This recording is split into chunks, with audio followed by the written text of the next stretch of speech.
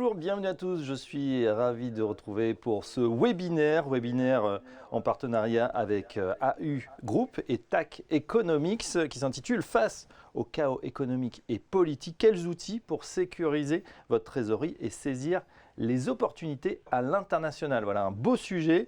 On le sait, crise politique, tension géopolitique également, inflation persistante, volatilité des devises pour les entreprises. C'est compliqué aujourd'hui dans un environnement mondial instable. Chaque décision financière peut devenir pour vous un risque, mais aussi une opportunité. Alors face à ce chaos économique, politique, comment anticiper plutôt que subir et puis comment, bien sûr, très pratiquement protéger sa trésorerie sans freiner sa croissance à l'international.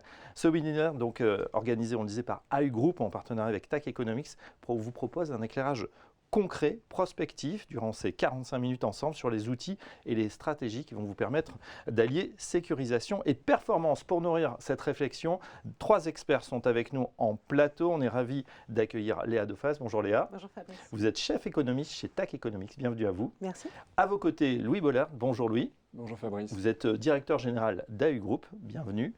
Et vous êtes venu en compagnie de Nouria Gorog. Bonjour Nouria. Bonjour Fabrice. Nouria, vous êtes co-head AU Group Structure Solution and Political Risk. Et c'est intéressant parce que tout à l'heure, on verra de manière très pratique justement quels sont les pays sur lesquels on peut investir. Justement, 2 temps forts dans ce webinaire. Tout d'abord, les constats, les impacts en France. On reviendra sur les 3 grands chocs économiques, monétaires, inflationnistes et géopolitiques. Et puis leurs effets concrets sur la trésorerie qui vous affectent aujourd'hui, sur l'état de la confiance également des entreprises. Et puis une deuxième séquence plus opérationnelle dédiée aux outils, aux opportunités à l'international avec un focus sur plusieurs zones. Et vous le verrez, 3 zones en particulier, Turquie, Égypte et des use cases très concrets. Ce webinaire est en direct, donc n'hésitez pas à poser toutes vos questions. On les prendra bien évidemment en fin d'émission. Juste avant de démarrer, Louis, je vous demande d'écrire AU Group en quelques mots pour ceux qui ne vous connaîtraient pas encore. Alors, on est le leader du courtage indépendant, spécialisé dans l'assurance crédit, l'assurance des risques politiques, le financement du BFR, du besoin en fonds de roulement, pour pas jargonner, et les cautions. C'est plus de 300 collaborateurs dans 50 pays et des milliers de clients de la PME à la multinationale, qu'on accompagne partout dans le monde depuis bientôt 100 ans. Voilà, donc le spectre est très large. TAC Economics, Léa, en quelques mots. Alors, un des leaders, mais cette fois en conseil indépendant, risque macro-financier. On accompagne en fait les entreprises à l'international en fonction des risques politiques, géopolitiques, économiques, financiers.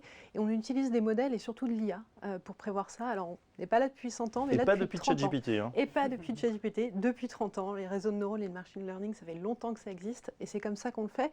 Plutôt que de faire juste de l'analyse économique normale, on fait parler les données, des data, avec une vision prospective. Allez, tout de suite, on démarre donc notre webinaire très pratiquement avec les constats et les impacts en France. Léa, on est dans un environnement, on le disait, sous tension, au niveau bien sûr national. On a vu cette rentrée politique un peu incertaine et ça continue, mais également la géopolitique internationale est compliquée pour tous ceux qui font du business en France et à l'international. En un mot, aujourd'hui, comment vous décrirez la situation ?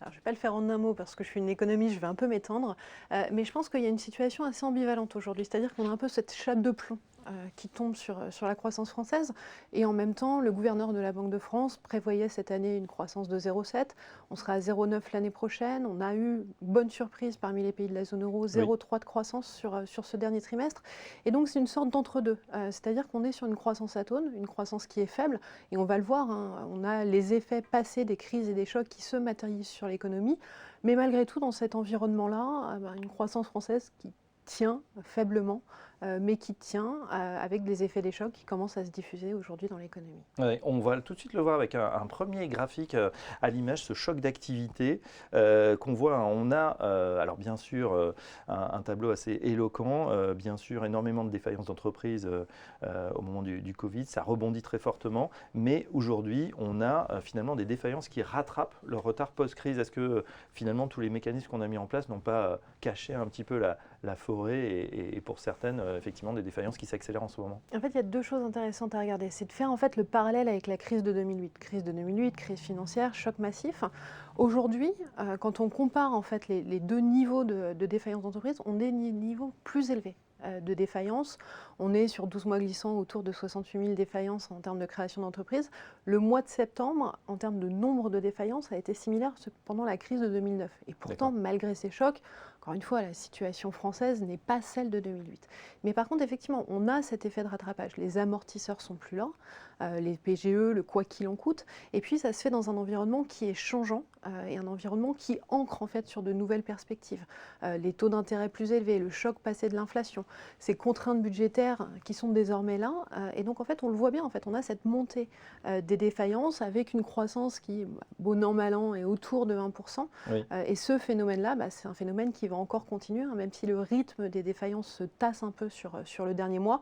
On est à plus de 6% par an de rythme de défaillance en variation sur l'an, et ça va continuer. Louis, vous êtes au quotidien au contact des entreprises. Vous les voyez même dans leur intimité, en tout cas l'intimité des chiffres d'affaires. Qu'est-ce que ça dit en ce moment? Bon, c'est le reflet du PIB et même un petit peu plus dur que ça. C'est-à-dire que les chiffres d'affaires que déclarent les clients chaque année à leurs assureurs crédits, par exemple, et on parle de clients d'entreprises qui sont beaucoup dans l'industrie, dans le négoce, dans le secteur de la construction, dans l'intérim, donc un peu des entreprises qui donnent beaucoup de signaux avant-coureurs de l'état de l'économie et qui les subissent. Ces entreprises, elles déclarent des chiffres d'affaires à tonnes. Il ne faut pas se leurrer. On est entre moins 5 pour les plus touchés, plus 3 pour les performantes. Donc c'est le reflet de cette évolution du PIB. Très bien. On a beaucoup parlé, bien évidemment, du quoi qu'il en coûte. On voit qu'il coûte finalement. Je reviens sur le PGE qu'a évoqué Léa, le prêt garanti par l'État. On a le niveau de défaut, voilà, après quelques années. On est dans les clous, entre guillemets. On est dans les clous. Alors là, pour le coup, il y avait des bonnes anticipations. On attendait entre 4 et 6%, pour 6% scénario pessimiste, 4% optimiste, de taux de défaut en valeur sur les 130 et quelques milliards de PGE qui avaient été octroyés. On est à 4% aujourd'hui. On n'attend pas de mauvaises ou de bonnes surprises par rapport à ce chiffre-là. Mais donc par rapport à ce que dit Léa, qu'est-ce qu'il faut garder de tous ces chiffres qu'on commente, qu'on recommande, re-recommande? C'est que finalement, on va devoir s'habituer à vivre avec ce niveau de défaillance d'entreprise et une forme de décorrélation un peu étonnante entre un PIB malgré tout résilient, à tonne mais positif, on n'est pas dans une économie en récession, et des taux de défaut très élevés. C'est un tout petit peu contre-intuitif, mais il faut vivre avec, et on a des taux de défaillance d'entreprise dans des secteurs, je prends les transporteurs par exemple, on est à presque 10% de taux de défaut du nombre d'entreprises dans le transport en moyenne annuelle. C'est considérable, et en 26, ça ne va pas être beaucoup plus gai. Donc habituons-nous à vivre avec ça pendant quelques années. C'est à minima, il y a une stabilité dans les indicateurs quand ils sont mauvais, mais ça, au moins c'est un facteur de stabilité. Il faut vivre avec ça, on le sait. Voilà, un autre new normal, j'allais dire, ce sont les taux. Léa, il va falloir s'habituer avec des taux désormais élevés. Je pense que c'est vraiment en fait un point d'ancrage. C'est quelque chose qu'il faut garder en tête. L'environnement des 10 années passées ne se reproduira pas. Aujourd'hui, quand on regarde les graphiques avec des taux de financement, on est dans des ranges entre 3,5 et 4% de taux de financement. Espérer que ça va diminuer? Absolument pas. La BCE a déjà enclenché son cycle de baisse de taux. Elle va s'arrêter là et au moins jusqu'à l'année prochaine, il n'y a pas d'anticipation de baisse de taux à l'attendre côté BCE. Et pareil, risque français, taux français, on le voit bien aujourd'hui, c'était plutôt l'anomalie avant. Les taux français étaient trop bas compte tenu de la situation macroéconomique de la France, de sa situation budgétaire de soutenabilité. Aujourd'hui, le niveau de l'OAT, donc le niveau du financement de l'État sur les marchés, est en fait très cohérent. Et donc en fait, quand on combine tout ça, on avait un peu le sentiment que la Banque centrale baisse ses taux, les taux vont petit à petit diminuer et puis on va retrouver des niveaux autour de 2%. Oui. Non, il faut vraiment clé, on est entre 3,5 et 4. On est sur un plateau, on n'ira pas plus bas. Alors non seulement on est sur un plateau, mais le risque, c'est que les taux augmentent. On commençait en fait cette question de chaos politique et géopolitique, et la question, c'est pas de savoir si les chocs vont se passer, c'est quand les chocs vont se passer. Dans les prochaines années, les questions économiques, les questions géopolitiques, les questions politiques, on va rentrer dans les campagnes électorales, vont se matérialiser. Et donc tout ça fait en fait que le biais est à la hausse des taux et pas à la baisse. Et c'est vraiment quelque chose qu'il faut désormais avoir ancré. Le taux de financement, le coût de la dette redevient un élément majeur et un élément capital, et il ne bougera pas. Louis Boller, c'est compliqué cet environnement, parce que pour ceux qui nous écoutent, on est en train de dire que voilà, le coût de la dette va augmenter. En même temps, on sait très bien que les coûts de production érodent aussi les marges. Pas évident dans cet environnement de piloter son entreprise cette année et les années suivantes. Pas évident. Les directeurs financiers, les trésoriers, les credit managers qu'on a en face de nous, ils regardent les choses très lucidement, ils regardent les choses en face. Et donc, ces chiffres-là, ils en tiennent compte. C'est-à-dire qu'ils ont un besoin, un BFR qui augmente, un besoin de fonds de roulement qui augmente parce que quand l'économie va un petit peu moins bien, les entreprises payent plus tard. On a des délais de paiement qui s'allongent, des retards de paiement qui augmentent. Donc, globalement, les BFR augmentent. Les trésoriers regardent ça en face. Si les BFR augmentent, ça veut dire qu'il faut les financer. Donc déjà, on va essayer de relancer ses clients pour qu'ils payent plus vite, etc. Mais il y a un moment où on est au bout de l'exercice. Donc il faut aller chercher de l'argent, chercher du financement additionnel, financer sa trésorerie. Il y a des outils qui existent, mais il faut factorer le fait que cet argent, il va coûter entre 3,5 et 5% aujourd'hui, là où il coûtait entre 1 et 2% il y a encore 2 ans. Et donc ça, il faut en tenir compte parce que c'est un impact considérable, évidemment, dans la structure financière de votre entreprise. Donc, bien sûr. Non, je suis tout à fait d'accord avec ce que dit Léa et Louis. Je pense que quelque part des relais d'espoir, c'est vraiment pour vraiment ne plus éroder nos marges telles qu'elles le sont aujourd'hui, c'est l'innovation et la technologie. Il faut trouver des relais qui peuvent nous permettre, effectivement, pas complètement décontrer, donc ces taux d'intérêt et ces marges qui s'érodent, mais vraiment de trouver des relais de croissance qui vont permettre quelque part de mitiger un minimum la situation actuelle financière de l'entreprise. Bien sûr. Autre choc, le choc inflationniste, on en parlait à l'instant justement, avec ce choc qui pèse en tout cas sur la rentabilité. Quand on regarde là aussi un tableau que vous nous avez amené, Léa Dauphas, on revient après être passé ces dernières années à des taux de marge relativement élevés, on est en train de baisser sensiblement. Oui, alors, le taux de marge sur le dernier trimestre, il est à 30,7%. On est avec des niveaux qui sont assez faibles. On est sous les niveaux de 2019, avant l'apparition de la crise Covid, sur les taux de marge. Ce qui est assez intéressant, en fait, on parlait de cette question de choc inflationniste, et c'est un peu contre-intuitif. En fait, aujourd'hui, on entend partout dire non mais la France n'a plus de problème d'inflation. Et c'est vrai, hein, le dernier chiffre, on a une inflation française qui est à 0,9, la zone euro est à 2,1%, on est plutôt chanceux dans cet environnement-là. Et pourtant, encore une fois, les marges des entreprises sont érodées. Vous regardez les enquêtes des ménages, oui. Les ménages et les entreprises ont encore cette perception de l'inflation qui est forte. Pourquoi ? Parce qu'en fait, les coûts sont déjà passés, mais certains coûts baissent. Mais l'inflation, en fait, n'est pas en train de diminuer. Les coûts des loyers, la fiscalité, les salaires, tout ça, en fait, reste et amène, un peu comme on disait sur les défaillances, en fait, c'est une sorte de crise silencieuse qu'on a connue.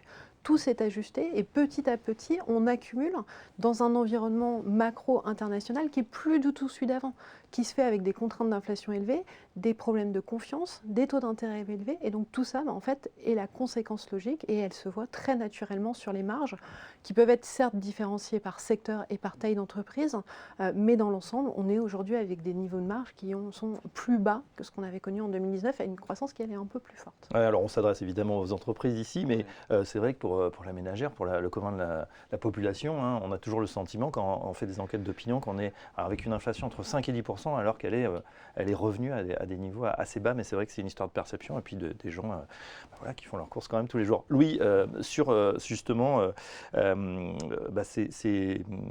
cette inflation qui continue, ce choc inflationniste, comment ça va affecter 2026 pour donner quelques pistes à nos auditeurs? C'est évident de dire que les entreprises doivent retravailler sur leurs marges. Il y a des messages qui ne vont pas être faciles à passer à leurs clients.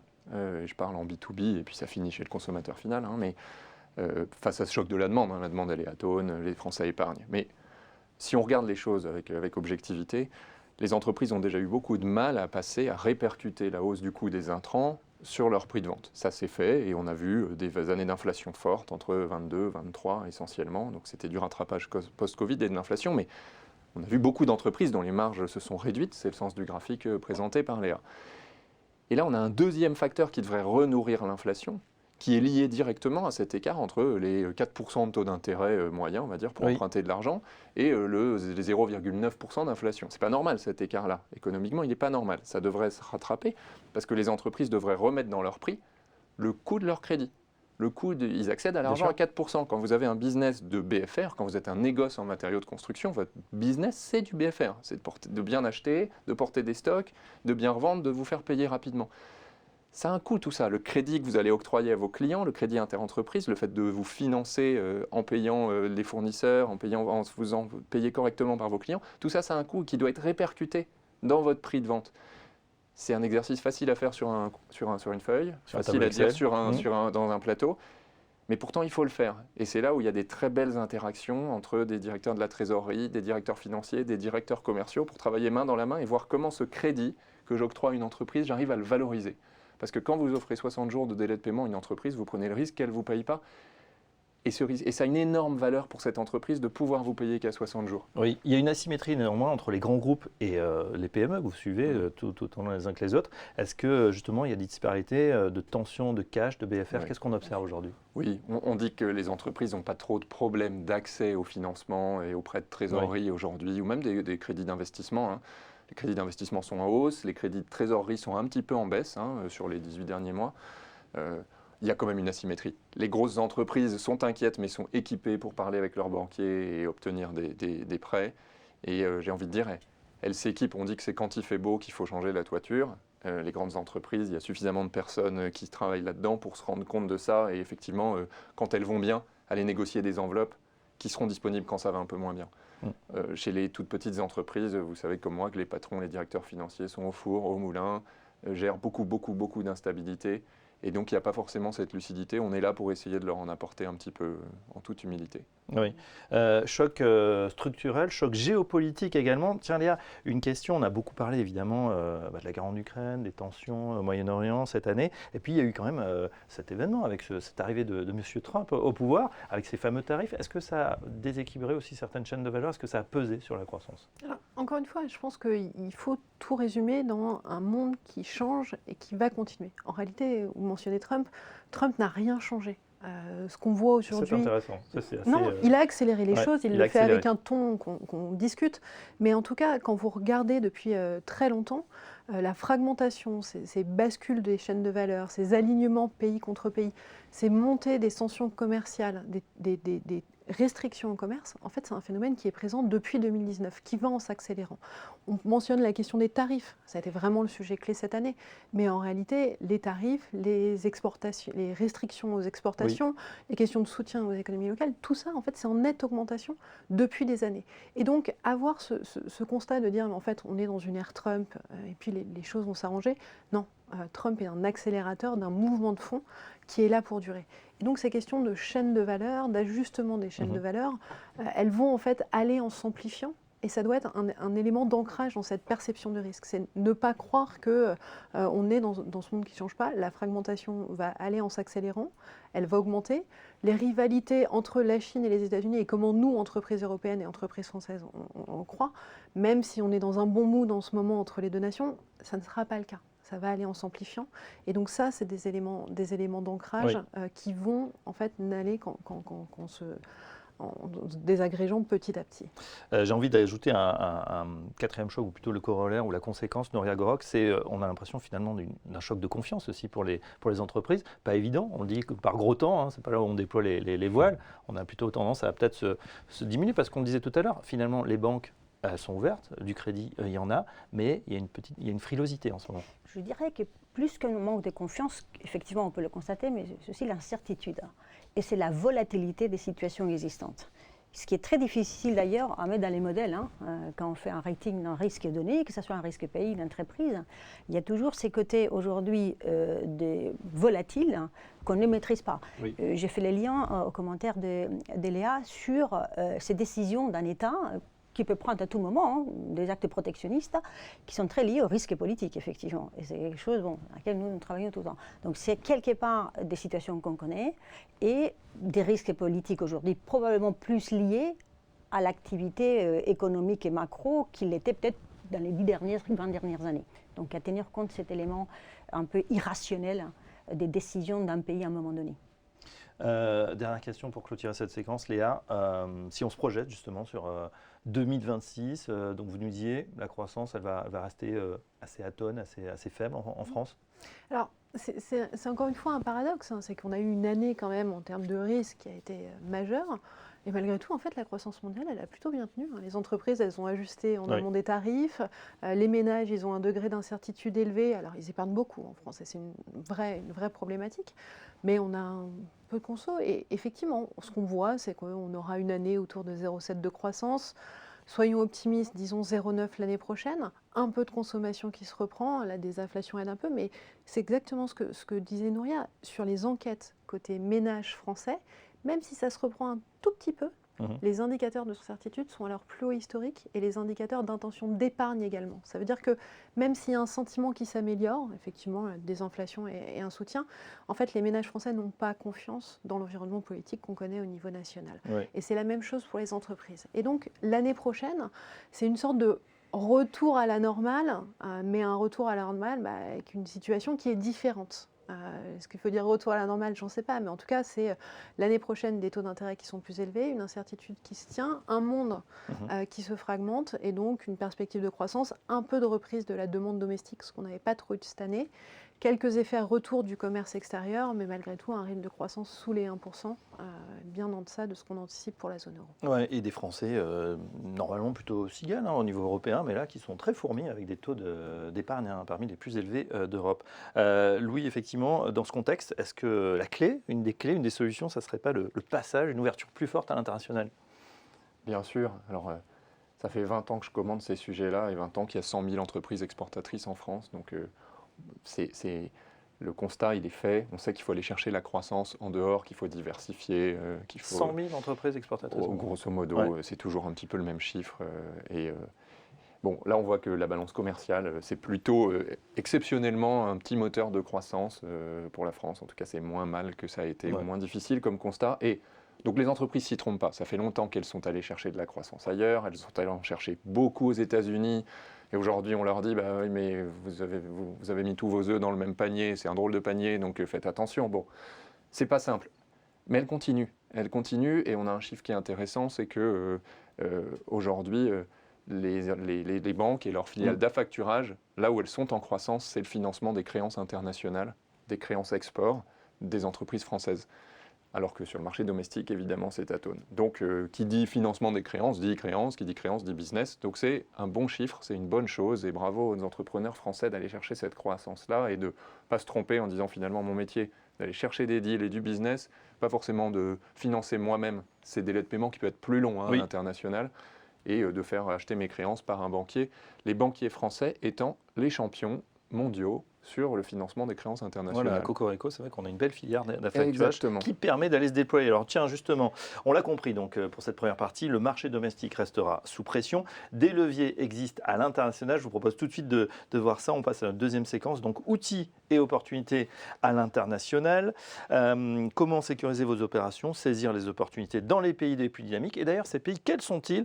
Léa, une fois de plus, vous êtes venue avec une carte. Quel relais de croissance dans un monde chaotique? Vous répondez à notre question. Alors, vous avez fait une cartographie des pays et bien souvent, il y a deux échelles, risque et rendement. Expliquez-nous ce qu'on va voir à l'écran là dans un instant. Comment vous avez fait cette catégorisation? Alors, avant de parler de catégorisation, je veux faire le relais avec ce que vient de dire Louis. Aujourd'hui, plus de 65% de la croissance mondiale, c'est une croissance qui se fait dans les économies émergentes. Se priver de ce marché-là, c'est se priver de l'ensemble des sources de croissance dans une situation où nos économies développées sont, encore une fois, avec des croissances faibles. Et donc, qu'est-ce qu'on fait aujourd'hui quand on cherche où investir? Il y a deux choses. Traditionnellement, on regarde les attributs économiques, ce que fait la croissance ou autre. C'est en fait nier le fait qu'on est dans un monde qui a changé. Et donc, aux questions de risque économique et financier du pays, la croissance, l'inflation, l'endettement, la situation en termes de réglementation, il faut désormais ajouter deux autres points, et c'est ce que j'ai cherché à faire ici. J'y ajoute à la fois les risques économiques, j'y ajoute aussi les sensibilités géopolitiques. Comment le pays est aligné avec les États-Unis, la Chine, où est-ce qu'il est sur les chaînes de valeur, est-ce qu'il a des ressources critiques, est-ce qu'il y a des conflits qui peuvent faire ce pays. Et donc politique, domestique, économique, géopolitique, et puis bien sûr les vulnérabilités face à l'administration américaine. Est-ce que le pays est le prochain sur la liste? Et donc quand on met tout ça ensemble, en fait, on a cette sorte de matrice avec sur l'axe horizontal les projections de croissance l'année prochaine, et puis sur l'axe vertical un degré de risque. Plus on est en bas, plus le risque est faible, plus on est en haut, le risque est élevé. Et c'est là où c'est intéressant, c'est qu'en fait, quand vous mappez les pays dans l'ensemble du monde, on a choisi ici de mettre un nombre restreint de pays, et bien en fait, on voit tout de suite quelles sont les opportunités par rapport à un degré de risque. Donc là, on met 3 bulles. Une bulle qui est une bulle en bas à gauche, qui est plutôt les économies développées, ça c'est les croissances stratégiques. Voilà, peu de croissance, peu de risque. Peu de croissance, peu de risque. La plupart des économies développées là-dessus, vous verrez en gras, on a mis la France. La France est même un peu à l'écart par rapport aux autres économies. La France, l'Allemagne, l'Italie, le Japon, exportatrices, ouvertes à l'international, mais aussi très sensibles aux politiques américaines en ce moment. Et donc face à ça, face à cet environnement sur les économies développées, où on va? Et c'est là où c'est intéressant. Il y en a beaucoup de phases d'opportunité. La phase qu'on aime bien, nous, c'est la phase du milieu, c'est-à-dire que c'est vraiment les pays qui ont des croissances qui sont solides et des degrés de risque qui sont en fait légèrement plus élevés que nos économies développées, mais sans tomber sur des degrés de risque élevés. Et là, c'est très clair, en fait, il y a 3 blocs de pays. Les économies plutôt Asie du Sud-Est, on a la Malaisie, l'Indonésie, le Vietnam, on a les économies du Golfe, qui sont aussi dans cette situation, et puis les économies du Maghreb, particulièrement le Maroc. Et puis après, il y a 2 autres poches qu'il faut regarder. La poche qui est tout en haut à droite, celle-là, elle est intéressante. On a des vraies perspectives de croissance. Ces pays se démarquent vraiment en termes de potentiel. L'Inde est dans ces économies. Par contre, là, le degré de risque est à la limite. Et puis, sur ce dernier graphique, c'est le point dans lequel il faut reconsidérer les choses. C'est tout ce qui va être dans des niveaux de risque, sur une échelle de 1 à 10, au-dessus de 6. Pourquoi? Parce que là, en fait, on combine les risques économiques, la sensibilité au choc géopolitique et puis à la vulnérabilité à Trump. Là-dedans, il y a 2 pays que je veux mettre en avant. La Chine nécessairement, également le Mexique. Le Mexique a un potentiel de croissance qui est plutôt faible. Le risque économique, ce n'est pas tant cette problématique-là, mais c'est dans les transformations géopolitiques. Et face à la vulnérabilité à Trump, le Mexique est là-dedans. Et donc cette carte, elle vous permet de faire ça en fait. Elle vous permet déjà de voir que les opportunités sont présentes et sont énormes sur notre ensemble global émergent, mais aussi à des degrés de risque identiques. Où est-ce qu'il faut aller chercher la croissance? On trouvait ça intéressant en fait de mettre en parallèle 3 pays qui ont des degrés de risque similaires, la Turquie, l'Égypte et l'Inde, mais avec des potentiels de croissance qui eux sont différents. Alors justement, on va passer la parole à Nuria Gorok pour qu'on focus justement sur ces 3 pays. On a dit Turquie, Inde et Égypte. On démarre avec la Turquie, malgré une forte instabilité monétaire, politique. On continue de faire du business en Turquie. Quelle est votre analyse, Nuria? La Turquie reste quand même un pays connu de la France. La France a toujours exporté en Turquie, la France a toujours investi en Turquie, pas assez probablement, puisque la balance commerciale reste déficitaire. On voit la Turquie aujourd'hui avec on redessine quelque part la géopolitique, il y a aussi ses conséquences en termes économiques. Donc la Turquie aura besoin certainement maintenant des équipements, même une énergie, d'une manière différente que par les passés. On reçoit dans nos bureaux des demandes maintenant concernant des risques en Turquie, sur l'énergie par exemple. Avant, la Turquie achetait beaucoup de gaz en Russie, en pétrole. Là, il y a quand même, on redésigne ces cartographies, je dirais, côté fournisseur, et la Turquie et la France notamment peuvent avoir là des synergies également. La Turquie reste quand même un pays complexe, un pays où la monnaie est systématiquement attaquée. C'est un pays où il y a bien sûr des risques. C'est des risques et qu'aujourd'hui, la bonne nouvelle, c'est que les marchés de l'assurance crédit est ouvert. C'est plus, je dirais, complexe de trouver des couvertures, parce que vraiment, des comptes d'entreprises françaises sont bien rendus compte que c'était un marché important. Les banques continuent à financer, mais les capacités arrivent quand même, ils tiraillent un peu, mais on continue à placer nos risques et nos clients font des belles affaires dans ces pays. D'accord. Louis, une question justement, on le disait, donc crédit, facturage ouvert, il y a des pays justement où on fait plus attention, on est plus tatillon, on va dire, pour accompagner les entreprises? Oui, bien sûr, ça va être un petit peu plus long de mettre en place des financements de créances sur la Turquie, sur ces pays-là que Léa a identifiés. Mais c'est possible de le faire. Des créances domestiques locales, il y a un marché de la facturage très riche en Turquie, par exemple. Il y a beaucoup de facteurs. Il faut même faire attention avec qui on travaille. Ce n'est pas toujours des banques de premier ordre ou des facteurs très bien financés. Mais les facteurs français peuvent accompagner sur de l'export vers la Turquie sans problème. J'abonderai dans ce que dit Nouria. Hein. La Turquie, on a un facteur d'hyperinflation d'un côté, de dépréciation de la devise. Et j'avoue, pour travailler avec des entreprises en Turquie, le premier indicateur qu'ils vous donnent, c'est le pourcentage de leur chiffre d'affaires réalisé en devises fortes. En dollars? En dollars et en euros. En euros. Même plutôt en euros, puis en dollars. C'est dire si la zone euro est forte dans son partenariat avec les Turcs. Ça veut dire que la défiance envers la devise, elle ne va pas cesser. Parce que si les entrepreneurs turcs eux-mêmes préfèrent faire du business en dollars et en euros et se dérisquer par rapport à la livre turque, c'est malheureusement qu'on n'est pas prêt de voir une livre turque forte et stable demain. Il faut faire avec. Il faut faire avec. Il y a des outils de couverture, ça a un certain prix. Bref, comme d'habitude, il faut regarder les choses avec beaucoup de lucidité dans ce genre de pays, particulièrement les économies hyperinflationnistes, parce qu'il y a des opportunités, mais il y a aussi des chiffres qui peuvent bouger beaucoup d'une année sur l'autre. Et peut-être si on démarre ces opérations, on préfère un facteur français, effectivement, plutôt que Je d'aller pense. chercher directement là-bas. L'Inde, elle, affiche une croissance solide. On en a beaucoup parlé durant l'année dernière, avec une croissance notamment boursière très importante. Les opportunités concrètes, Nouria Gorok, pour les entreprises françaises, quelles sont-elles en Inde? Il y a effectivement des opportunités. La croissance, oui, en Inde, pays investment grade, donc bon, les intervenants financiers sont plutôt à l'aise ou plus confortables sur un pays avec ce profil. Je dirais une croissance quand même qui était un tout petit peu, a souffert un peu l'année dernière, mais qui reste quand même robuste. Oui. Un pays qui a mis en place des outils ou des programmes comme le Market India pour attirer l'investisseur. Donc des opportunités, ils ont besoin des infrastructures, ils ont besoin dans le domaine de la technologie, dans tout ce qui est énergétique, et effectivement. La défense n'est pas oubliée, la France a un partenariat stratégique important, même n'oublions pas non plus, ce que nous disait Léa, les côtés risques et politiques, des actions d'un gouvernement qui était friendly à un moment donné, mais qui ne l'est plus dans le long terme. Notamment, quand un exportateur ou un investisseur va en Inde ou dans n'importe quel pays émergent, il y va a priori pour rester et pour faire un business soutenable dans les moyens termes. Donc évitons les côtés one-shot, business one-shot, et préparons une stratégie dans ces pays-là qui soit réfléchie et tenant compte donc de moyen terme et pérenne. Tiens, je précise la question, est-ce qu'il y a des secteurs en particulier qui sont attendus, qui sont demandés dans ces économies émergentes? Globalement, ce que je disais tout à l'heure, vraiment tout ce qui est la transition énergétique, Oui.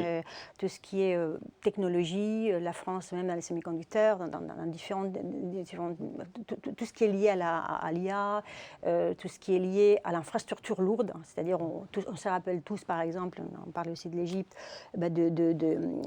du métro des Caire, comment la France a toujours été présente dans ces pays. On s'est rencontré en Turquie, des investisseurs historiques. En Turquie, en se baladant dans les rues du Caire, on voit quand même quelques voitures qui nous rappellent une certaine histoire. Donc aujourd'hui, effectivement ça, et la défense notamment, la France a beaucoup de choses à dire, beaucoup de programmes qui se mettent en place et qui fonctionnent. Oui, et puis comme il y a souvent des tensions, notamment Inde avec son Pakistan, frontière compliquée, là ça peut être pas mal. Tiens, Louis, on a mentionné le cas de l'Égypte, des besoins forts notamment sur les matières premières aussi. Il y a le cas du blé tendre, qui a un peu défrayé la chronique. Oui, bien sûr. La guerre entre la Russie et l'Ukraine a été un séisme sur les flux de blé. Globalement, avec la mer Noire fermée, puis ouverte, puis fermée, bref, on ne sait jamais exactement où on en est. Et le premier acheteur de blé tendre français, c'est l'Égypte. Et donc il y a eu des sujets de risque avec des importateurs égyptiens en santé financière délicate, puisque avec du dumping du blé russe, dumping sur deux angles, le prix et les délais de paiement octroyés aux importateurs égyptiens qui pouvaient payer très tard le blé russe. Et là encore, le délai de paiement, c'est une arme commerciale très forte qu'on sous-estime, mais qui est une arme importante. Je vous vends au même prix, mais vous pouvez payer dans un an, votre offre elle est meilleure que le même produit au même prix que vous devez payer tout de suite. Et donc là, il y a eu un très beau partenariat entre le ministère des Finances, le Trésor, plus spécifiquement, je ne vais pas faire de politique, et les exportateurs de blé français qui se sont bien entendus par l'intermédiaire d'un courtier qui a fait un super travail là-dessus. Je le dis d'autant plus que ce n'était pas nous. Ouais. Mais on peut permettre cette initiative. Exactement, c'est une belle marché. initiative qui a fonctionné. C'est des petits nombres, c'est des petits volumes, mais c'est un signal fort de dire l'État français est au secours d'un besoin business très concret. Et finalement, c'est des choses qui se mettent en place assez rapidement. Donc il y a quelques beaux exemples, notons-les quand ils arrivent pour ne pas être que les Cassandres. Est-ce qu'on observe, vous qui les côtoyez, un retour de l'appétit pour le risque chez les entreprises françaises, donc les encourager effectivement à aller chercher ces points de croissance à l'international, ou est-ce qu'on reste dans une logique de prudence maximale, là, à l'heure où on se parle, fin d'année 2025? Il est plus temps d'être prudent, hein, je crois. Hein. Il faut faire avec ces outils-là. Et il y a des endroits où on va reparler de l'Inde une seconde. C'est un marché gigantesque. Donc Nouria a parlé du besoin en infrastructure, de financement d'infrastructures, le rôle que les géants du BTP, les énergéticiens français jouent dans le monde entier dans ces marchés-là. Et c'est formidable. Sur le business aussi du retail, des produits de grande conso, nous on a accompagné un producteur français très gros, pour lequel l'Inde est évidemment un débouché majeur, avec une banque française, avec un assureur crédit de premier ordre, qui a de l'information sur les entreprises, qui a été capable d'accompagner cette entreprise en Inde, contre toute attente. Vu de l'extérieur, on se dit que ces marchés ne sont pas mûrs, ne sont pas prêts pour ça, et ça l'a été. Donc, je le redis éternellement, mais enfin, il y a des outils, si on s'en sert, il faut les utiliser avec une vraie honnêteté intellectuelle, il faut regarder les choses lucidement, et ensuite se dire quel risque j'ai en face de moi. Première décision, est-ce que j'y vais ou pas? Oui. Et j'y vais ou pas en fonction de la capacité à le transférer, soit à le prendre moi-même, parce que je suis solide financièrement assez pour le prendre moi-même et que j'estime que c'est mon core business de prendre ce risque ou pas, soit j'en transfère tout ou partie à un assureur.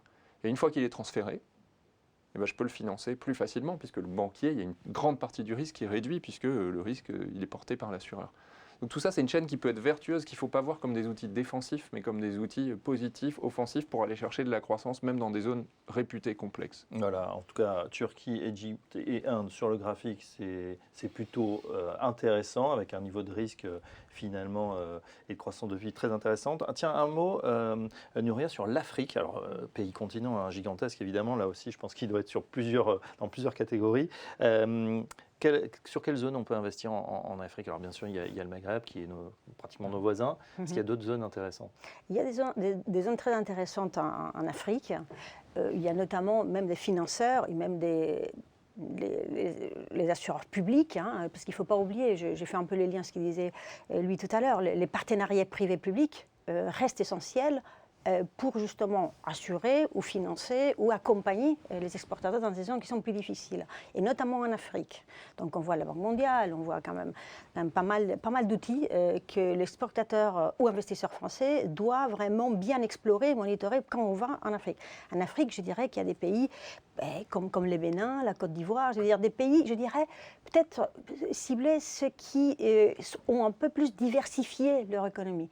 Il faut voir que l'Afrique, vraiment, les énergies, les pétroles, la matière première, souvent ils sont très inféodés à cette richesse, mais qui quelque part est aussi une faiblesse. Oui. Donc tous les pays qui sont là pour les pays qui sont plus diversifiés et qui cherchent vraiment, qui ont mis en place des stratégies de diversification de l'économie, sont probablement ceux sur lesquels l'exportateur ou l'investisseur français pourrait monitorer plus en détail. Je parle du Ghana aussi, c'est vrai qu'il y a beaucoup de cacao au Ghana, mais quand même, il y a quand même des politiques, je dirais, sortir de la monoculture pour vraiment faire grandir ces pays-là dans des domaines où aujourd'hui ils sont vraiment minuscules. Très bien. Une dernière question, après on va attaquer les questions des auditeurs qui sont déjà nombreuses. En une phrase, qu'est-ce qu'on dit aux dirigeants là, qui nous regardent pour 2025, voilà, 2026, un conseil clé, qu'est-ce qu'on leur dit? Donc on a vu croissance compliquée, les marges tirées, un BFR un petit peu difficile également à piloter. Louis, la solution c'est d'aller à l'export, de se faire financer, de se faire assurer, de se faire financer, mais peut-être que pour sortir de ce qu'on lit tous les jours, on parle d'incertitude, d'instabilité, moi j'en peux plus de ces mots-là, ça ne fait pas avancer grand monde. C'est vrai, mais ça ne fait pas avancer grand monde. Là, ce que Léa a posé, ce qu'on a essayé de poser, c'est des ingrédients qui sont peut-être difficiles à accepter, mais qui sont là et un peu durablement. On va avoir un nombre de défaillances élevé en France et ailleurs dans le monde. Donc regardons ça avec lucidité, il y a des outils pour les prévenir, pour les anticiper ou pour transférer le risque. Il y a une inflation basse et des taux élevés en France. Il faut vivre avec, il faut prendre en compte le fait que l'argent ne va plus être à 1% et il faut le mettre dans ses modèles et l'accepter pour un moment. Donc finalement, il y a une forme de stabilité. Elle est peut-être pas bonne, mais c'est une forme de stabilité. Et le dernier mot que j'ai envie de dire, c'est que ce que je vois de stable, c'est quand même la résilience des entrepreneurs. Et aujourd'hui, malheureusement, parler des entrepreneurs, des chefs d'entreprise, c'est politique comme prise de position. Ça ne devrait pas l'être. L'État se mêle beaucoup trop d'économie et des entrepreneurs et des entreprises. Gommons la partie politique de ce discours-là et félicitons tous les entrepreneurs, les chefs d'entreprise pour mener leur barque là-dedans.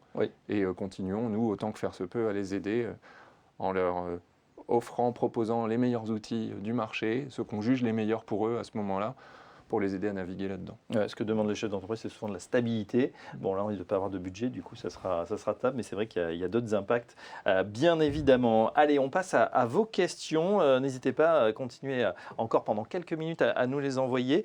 Première question, tiens, pour une PME ou ETI française, quels sont les premiers réflexes à adopter lorsqu'on souhaite sécuriser une expansion à l'étranger? Louis, posez peut-être pour vous. Alors, expansion à l'étranger, d'abord on commence généralement par aller visiter un peu le pays et voir s'il y a des débouchés business. Vous pouvez utiliser et aller toquer à la BPI pour financer avec une assurance prospection le remboursement du fait d'être présent dans un stand, d'aller voyager au Maroc pour identifier s'il y a des besoins pour vous. Ça c'est un premier point, il y a de l'argent qui est disponible, profitez-en. C'est un dossier à remplir, c'est pas très compliqué. Nous, c'est pas notre métier de faire ça, mais c'est un bon guichet. Ensuite, commencez par exporter plutôt que d'aller vous installer directement dans ce pays-là.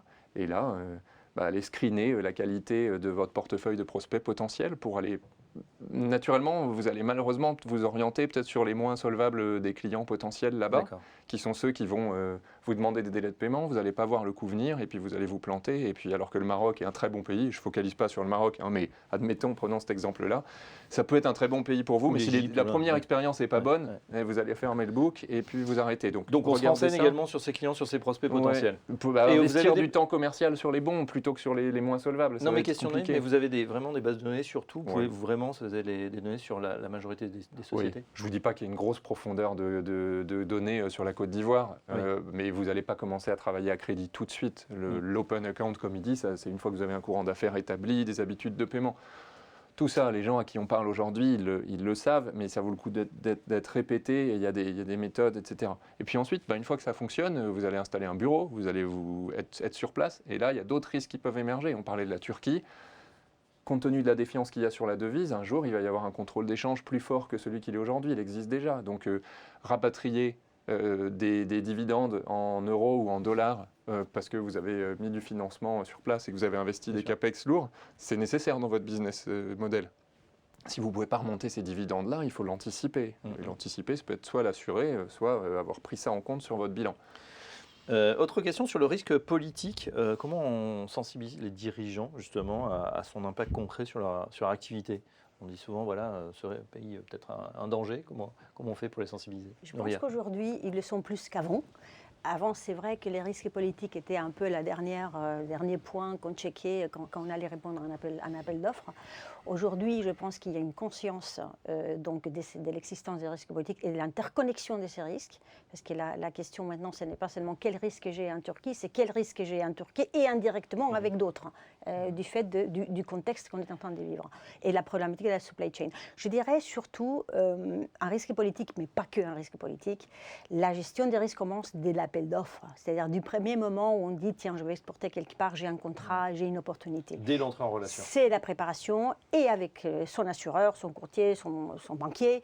Et là, on arrivera avec une solution pour un client qui est quelque part préparé et surtout soutenable, puisque parfois on s'élance. C'est dans le modèle économique de votre offre, si vous voulez, vous l'intégrer directement. On avait un exemple qui est intéressant, c'est combien d'années ou combien de mois de résultats nets je mets en jeu si ça plante. On avait une entreprise de la défense qu'on a accompagnée, qui avait un gros contrat potentiel avec le Qatar, qui est évidemment un très gros acheteur pour la défense française. Il devait investir 30 ou 40 millions d'euros pour répondre à cet appel d'offres. Si ça plante, si le Qatar plante au bout de 2 ans le contrat, 30 ou 40 millions d'euros d'investissement, allez, net, il restait peut-être plus que 25 millions en risque. C'est combien d'années de mon résultat net de cette boîte familiale centenaire française? Ok, c'était 3 ans de résultat net. Est-ce que j'y vais sans couverture ou est-ce que je prends le risque d'être la génération qui plante la boîte pour un beau contrat au Qatar? Donc il faut rationaliser. Ça fait mal de temps en temps les chiffres, mais ça permet de prendre des bonnes décisions. Une question très pratique. Pardon, Je Léa. rajoute quand Oui. même à ce point-là, je pense qu'en fait, c'est la clé. Louis disait tout à l'heure, on ne peut plus vivre en fait dans la prudence. Et je pense qu'aujourd'hui, les entreprises qui sont celles capables de s'intégrer dans ce nouvel environnement sont celles qui, en fait, en amont, gèrent le risque. Et le risque, en fait, on les a, les données. On a tout, ça se calcule. Le risque politique, les indicateurs de suivi sont présents. Vous pouvez mettre des alertes. Et donc aujourd'hui, c'est vraiment en amont que cette culture du risque doit être au sein des entreprises. C'est à la fois le cartographier, ça c'est Oui. très simple, c'est le monitorer, et comme ça, quand le risque va se matérialiser, eh ben, au final, on sera déjà préparé, ça sera inclus dans la stratégie de la boîte, ça sera au top de la décision, et on en connaîtra les implications. Il y a une vraie culture du risque, en fait, maintenant, qui est de plus en plus présente, et ça doit encore plus s'expandre, mais c'est vraiment où sont les risques, comment je fais pour les déceler, et ça, il y a des indicateurs très simples qui permettent de déceler et de faire des mesures d'alerte, et ensuite, face à ça, j'ai fait les stress tests, je sais quand ce risque va se matérialiser, comment je réagis. Et donc en fait, c'est vraiment ça en amont qui doit être fait. On sait qu'on va être dans un monde avec plus de risques, mais face à ça, des entreprises sauront faire face à ce risque, et puis les autres en pâtiront, et c'est vraiment cette approche-là qui doit être Je mise en voudrais avant. juste compléter les données, oui. Nouria, ça Le sera le mot de la mapping, fin. Oui. Le mapping, oui. Les données, oui. Mais surtout, connaissez votre client, votre partenaire. Bien sûr. La relation, et notamment dans les émergents, souvent, c'est ce qui fait le plus, c'est ce qui fait vraiment que l'affaire est bonne, et l'affaire s'est fait. Et elle s'est fait avec tous les partnerships et en mettant en contact tous ces microcosmes, l'assureur, le courtier, le banquier, l'exportateur, et pourquoi pas les bailleurs, l'acheteurs dans les pays donnés. Ouais. Donc ça, pour moi, c'est cette interconnexion qui doit fonctionner et être bien connue et mappée. Le contact, évidemment, est clé. En tout Absolument. cas, merci à vous trois, Léa Dauphas, TAC Economics, Louis Bollaert et Nouria Gorog, AU Group, pour ces retours d'expérience très concrets, ces prospectives. On l'a compris, les marchés français vont rester exigeants. Les opportunités, en tout cas, sont bien réelles, notamment à l'étranger. On vous renvoie à ce tableau. Et puis, on a compris ces 3 pays, pourquoi pas Turquie, Inde, Égypte. Merci en tout cas à vous tous de nous avoir suivis, pour votre participation, pour vos questions. On espère en tout cas qu'on vous aura donné des pistes très concrètes pour sécuriser vos opérations, développer votre compétitivité à l'étranger. On en a besoin évidemment. Un petit cocorico. On vous souhaite en tout cas une excellente journée et à très bientôt pour un prochain webinaire.